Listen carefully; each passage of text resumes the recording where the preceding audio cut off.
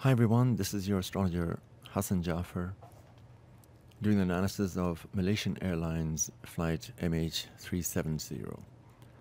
There are many political pundits, and on CNN also they've had all kinds of speculation, but we wanted to get some insight astrologically, which I think is one of the best insights actually, probably because astrology is a great tool for this. You can go to my site astrocycles.net. Now, I have kept everything right from the beginning because we had no date of birth or anything, and we started with just the initial takeoff, just a chart. It's called Horary Astrology to see what was happening in the sky.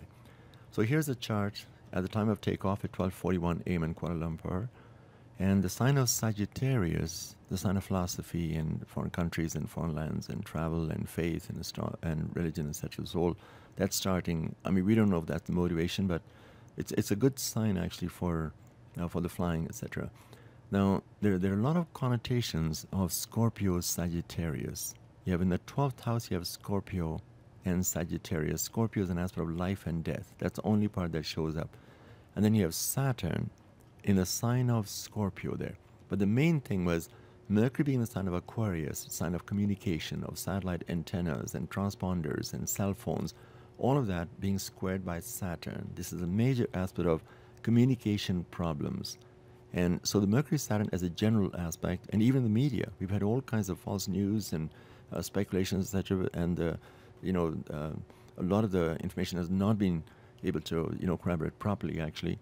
And so any difficulties in communication and delays in communication is Mercury-Saturn, that they were not able to communicate, or the patches were not able to, or they were cut off, the Wi-Fi was cut off. Any of these things, that's a Mercury-Saturn aspect. That's the only difficult aspect shows up. There's no physical danger that shows up in the plane itself. So in other words, it had to be done man-made.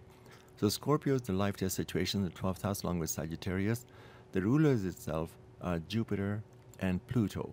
Both are opposed to each other. Jupiter itself is in the 8th house of Scorpio. So again, it keeps on going back and forth. Of course, Jupiter in the 8th house, all the settlements and insurance and people will be paid up, for example, is actually sort of a positive aspect for them. But unfortunately, somebody has to die for it. It's like the number 8. People think it's a very lucky number, but it's like an inheritance.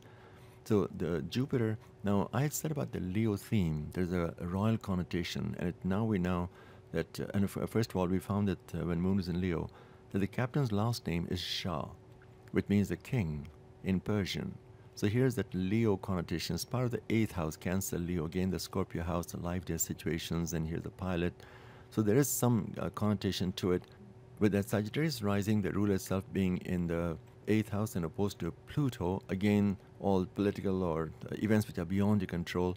Also, Jupiter being squared to Uranus gives a sense of restlessness. You just want to give up everything and go, that you're just fed up. Now, how it interacts with the pilot's chart and all that, I'll deal with it a little later on. Because right now we're just seeing the sky, what's happening.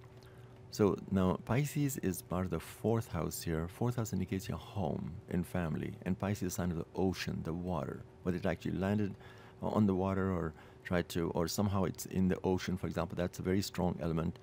Sun in Pisces, Neptune in Pisces, and Pisces at the very bottom of the chart. Neptune very soon after that went to the 3rd house, which is miscommunications, and then Uranus went there. Uranus can sometimes indicate a little fire or electrical problems, but I don't think it has that bearing. So now here's the captain's chart. He was a Leo with Mercury in the sign of Cancer, very, very capable, and in opposition to Saturn. The Mercury-Saturn gives a lot of authority, but very cautious nature and a deliberate way of doing things, and everything very well planned, not just on a whim or anything, but very capable under stress. The Mercury Moon gives very understanding also, and he gave a lot of self-help instructions on YouTube for people, but a lot of things self-made. Now he had Mars in a sign of Virgo, so normally quite health conscious actually. But he was getting a Mars-Saturn square by transit for about a week to 10 days. He was right in the middle of it. So Mars being within 2 degrees to a square to Saturn, that's a major accident configuration. Now Mars is also a sign of Aries, the co-pilot. Although the charts compared quite well, but it was possible. Normally Mars-Saturn indicates somebody in authority, but also usually older. And also it was squaring Mercury, which makes people talk loud or shouting or arguments. And so the Mars-Mercury indicates the forceful aspect.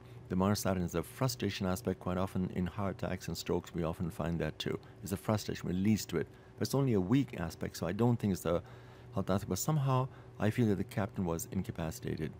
And unless he was part of it, which I doubt actually, he has deep faith. He has that Mercury in Cancer. Once he decides to do something, he definitely does it. It's not a wishy-washy type of person at all.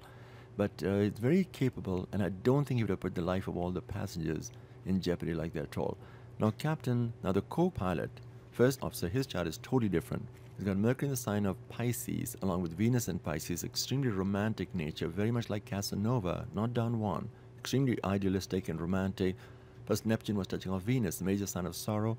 Also, when you're too idealistic about the relationship, these people quite often, they are definitely capable of having an affair and all. And even though he's an Aries, but he has these Pisces planets, very good voice, soft, spoken probably, and comfortable sadness to his voice. Celine Dion was born with that. Gugush was born with that of Iran. And so many singers, Geely, the opera singer, was born with Mercury, Venus also, and Mercury in the sign of Pisces. But it also gives a sense of mission in a person's life, and a sense of sacrifice. Now, Saturn was opposing his Mars for the entire year. So for the captain, it's only 1 week to 10 days maximum for the conflict with authority or anger and frustration. But the co-pilot's chart shows for the entire year, and it already started from January. So there was some definite tension happening, whether he was not happy or something, but also he had a lot of empathy for the poor, for the needy, for the plight of the people. So if there was something like that, it was more the co-pilot rather than the pilot, I would think. And because of the Piscean theme, and the Saturn Mars definitely indicates being in danger, and I think if something happened to the pilot, I do not think that the co-pilot would have been able to handle the plane. Would have normally, but under duress, even though he had very good reflexes. It's like playing video games. He must have been very good in reflex with all those Piscean. It's the mutable sign, what we call, very adaptable, very changeable, but not really a mind of your own. It's not an executive, administrative type placement. It's more when you believe in, they almost tend to distort the truth in order to appreciate it. And Roberts and, the evangelist also, he was also born with this aspect. So they say things which have a very emotional element about them. But it's the Saturn-Mars aspect and the wrong aspect of it. Now, Pluto was touching off as Mercury when you're close to truth.